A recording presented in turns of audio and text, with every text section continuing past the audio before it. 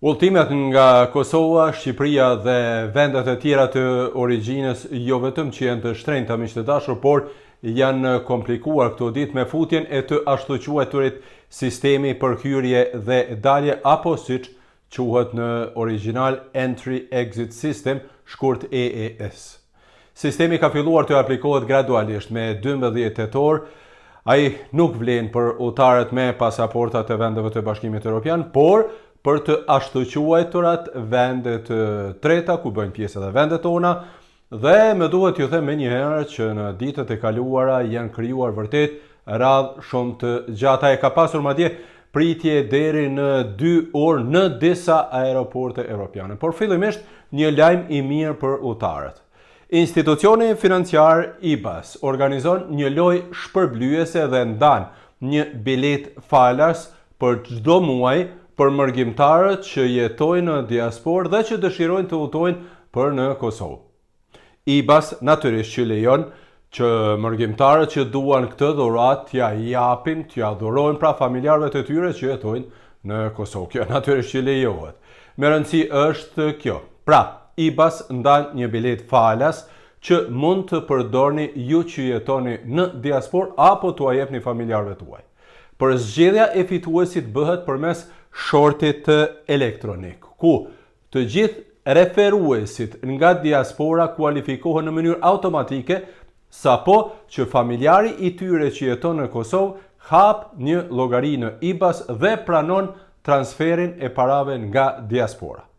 E për ta referuar familjarin tuaj për këtë lojë shpërblyese, ju mund të shtypni linkun që po e shihni këtu poshtë dhe i plotsoni të dhënat tuaja dhe të familjarit tuaj që jeton në Kosovë. Pastaj, IBAS në mënyrë automatike do t'i njoftoj dhe udhëzoj se si hapen pra llogarit në IBAS dhe futen në konkurrencë. Por, kjo nuk është e vetmja. Të gjithë familjarëve tuaj që jetojnë në Kosovë dhe që hapin llogari në IBAS dhe marrin pakon remitenca ose integra, ata e marrin falas edhe sigurimin shëndetësor spitalor deri në 25.000 euro. Ndërsa, dërgimi i parave është plotësisht pa tarifa, pra falas. Por, të kthehemi tani tek sistemi EES për hyrje dhe dalje që është futur në fuqi me datën 12 tetor. Ky sistem aplikohet për të gjithë udhëtarët e vendeve të treta që gëzojnë lirinë e lëvizjes pa viza, pra edhe për udhëtarët nga Kosova, Shqipëria, Maqedonia e Veriut dhe vendet e tjera ku jeton numri më i madh i shqiptarëve. Sistemi EES parashikon regjistrimin e udhëtarëve, fotografimin e udhëtarëve dhe marrjen e shenjave të gështrinjve. Pra, tani më nuk mjafton vetëm një vulë në pasaport dhe mund të kalosh, por personat që udhtojnë në zonën Schengen, pra në vendet e zonës Schengen, do të regjistrohen, do të fotografohen dhe do të merren gjurmët e gështrinjve. Ky regjistrim vlen 3 vite miq të dashur. Qëllimi është që të evitohen keqpërdorimet e hyrjeve dhe daljeve në zonën Schengen, që të përmirësohet kontrolli kufitar, të luftohet migracioni ilegal dhe të evitohen mashtrimet. Kështu thuhet në shpjegimet e Ministrisë së Brendshme gjermane. Mbikëqyrja e udhëtarëve me këtë sistem është shumë e lehtë, sepse kështu do të shihet automatikisht pra se kush, kur dhe sa herë ka hyrë në zonën Schengen. E ju e dini që në zonën Schengen mund të qëndroni 90 ditë brenda 180 ditësh apo 3 muaj brenda 6 muajve. Por kujdes, edhe diçka tjetër. Me këtë sistem mund të zbulohen shumë e lehtë personat që përdorin 2 pasaporta, për shembull një të Kosovës dhe një të Shqipërisë apo të ndonjë vendi tjetër ku diun, dhe kështu mashtrojnë pra me 2 pasaporta.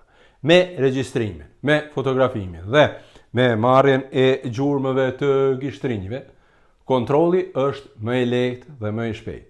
Nëse ju kapin, ju e dini që dënimet mund të jenë të mëdha, por për këtë nuk dua të flas fare, t'ju them të drejtën, sepse besoj se në mesin tuaj dhe në mesin ton nuk ka persona të tillë që mashtrojnë me 2 pasaporta. Sidoqoftë, sistemi EES ka filluar të futet gradualisht në tërë zonën Schengen që nga data 12 tetor, ai do të futet në tërësi në përdorim deri në prill të vitit të ardhshëm dhe ka për qëllim kontrollin dhe evitimin e keqpërdorimeve. Vitin e ardhshëm do të futet, siç thuhet, edhe sistemi tjetër në përdorim që quhet ETIAS, por të mos e komplikojmë këtë sistem.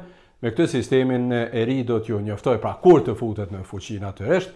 Sidoqoftë, unë ju uroj rrugë të mbar kudo që niseni dhe kudo që shkoni, dhe mos harroni të abonoheni në kanalet e mia dhe ta shpërndani këtë video, sepse vërtet më duket shumë e rëndësishme që të gjithë ata që udhtojnë në zonën Schengen pra ta kenë parasysh se çfarë i pret në aeroporte dhe çfarë duhet të kenë kujdes me rastin e udhëtimit. Faleminderit dhe mirupafshim.